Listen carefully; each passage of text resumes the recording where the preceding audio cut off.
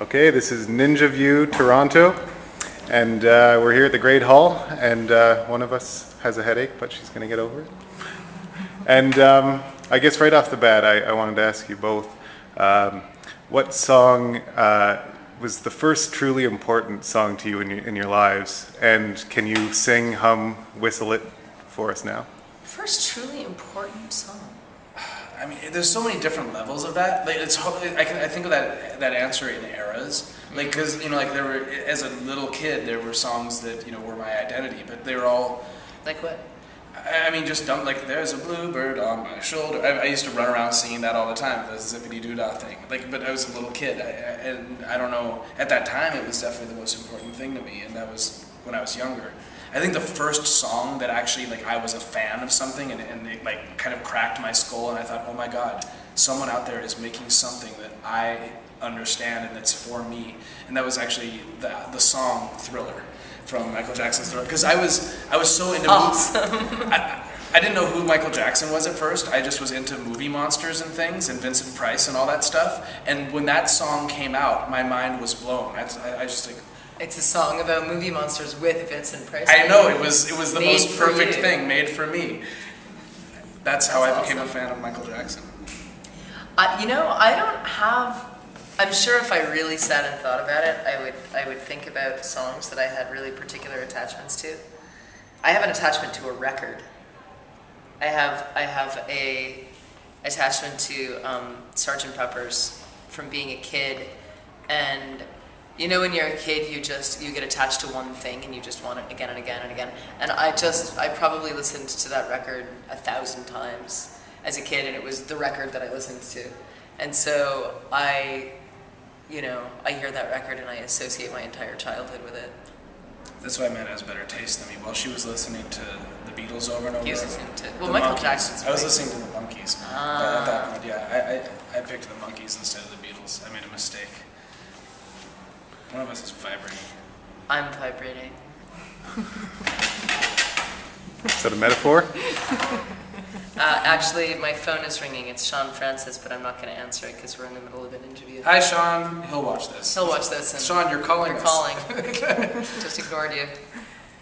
Well, that first question was a two-part question, and we only got to the one part. I was wondering if you could sing or whistle or hum a few bars of an iconic song, or play. You're at a piano.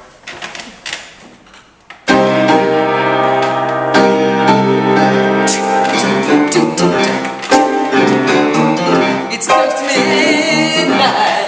Something evil's lurking in the dark. Under the moonlight, you see the sight that almost stops your heart.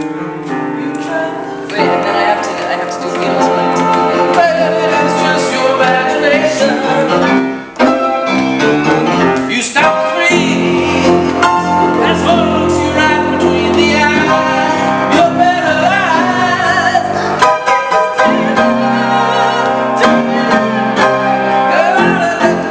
We don't know the lyrics. We don't know how to dance, but it's much easier to play on an accordion. And now I'm going to have to figure out a Beatles song. That's the first time I think anybody's ever said that. But Thriller.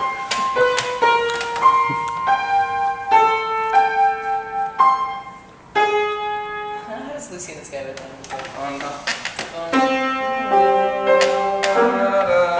Oh, okay, so whatever. I could waste the whole interview trying to figure that out. You could do it a cappella. Yeah, totally. That was my least favorite song on the album, The Benefit of Mr. Kid. I always used to skip it. And the most favorite? Most favorite was Lucy in the Sky with Diamonds. I loved that song. So how do you think those songs early on affected what you ended up doing? And My dance moves. Pop structure. Actually, Jason does have more Michael Jackson in him than you would think when you look, and then you actually graft Michael Jackson onto Jason Mobley's dance moves. You can really see the influence. Yeah, mine is sort I of do. like a chaotic Michael Jackson thrown through a garbage disposal. Yeah. That's my dancing style. But it is really Thriller era Michael Jackson. well, my follow-up question's got to be, can we see it? Yeah, yes, go for it. watch the show tonight. I need an accordion. Oh. There's mean, I can't. I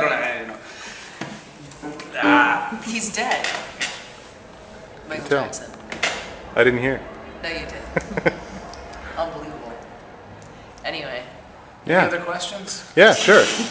Okay, completely different vein. We started in your youth.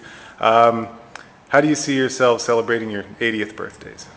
We just got asked. what's up with you morbid fucking people? Well, no, that's not necessarily morbid. The last person that's- asked. that's saying you're gonna live that We just long. got asked a question though, a kind of awkward, strange question, like, okay, at the end of your life, What are your dying words gonna be?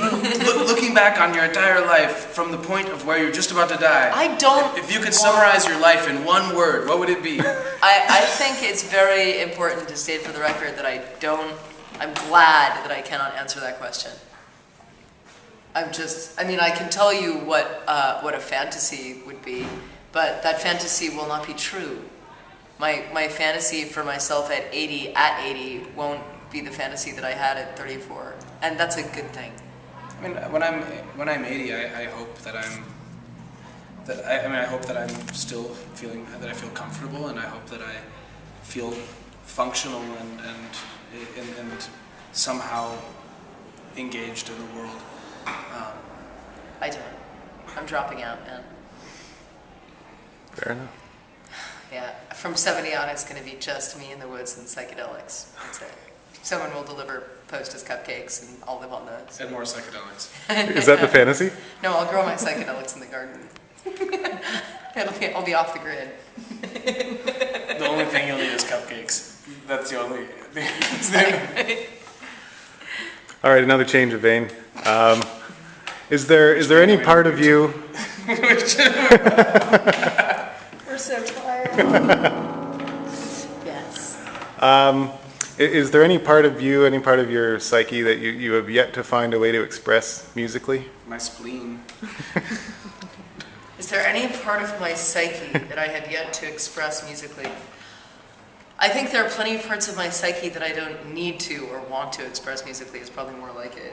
I don't know. I think one always strives. There's certain aspects of life and the struggle of finding oneself in life that I kind of repeatedly put into song, and other things that I'm more like, I don't want to talk about that.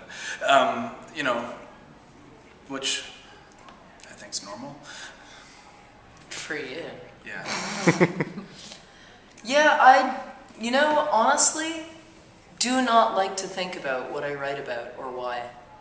I really, really enjoy staying impulsive about my songwriting and watching as songs come into my head and watching as I write them down and never really planning it. I think, at least for now, that's worked for me up until now, and Except when writing songs from the point of view of fictional conjoined twins. even that happened out of fucking nowhere, though. Yeah. Fictional. Shh. Don't tell them that we told you that they were. Well, I had a question about them too. I understand they're from Walla Walla, Washington. Well, they're not from there, but that's where they live and where they think they're most comfortable. Okay. Well, I was going to ask you, what kind of place is Walla Walla? It's a nice place. Quiet little town. It's a college town, but it's kind of a mix of things. They don't go out, though, when they're home. So, It's this little town in eastern Washington that's kind of a mix of like a sort of agricultural community that's around there, and then this very kind of expensive liberal arts college that happens to be there as well.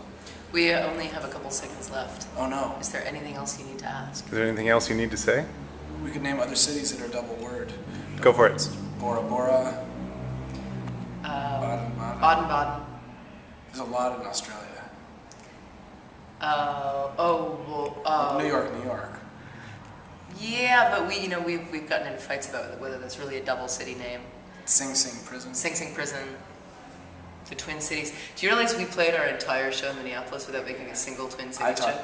talked during my set about it. I said that I was really glad that the twins were there, because the whole time when we were on our way there, the twins kept talking about the Twin Cities and how excited they were, and I was really worried that we were going to have to disappoint them, and so we were really happy that there were actually twins at the concert. Yeah, there were twins at the concert. Can you say goodbye? Oh, Bye. Thank you.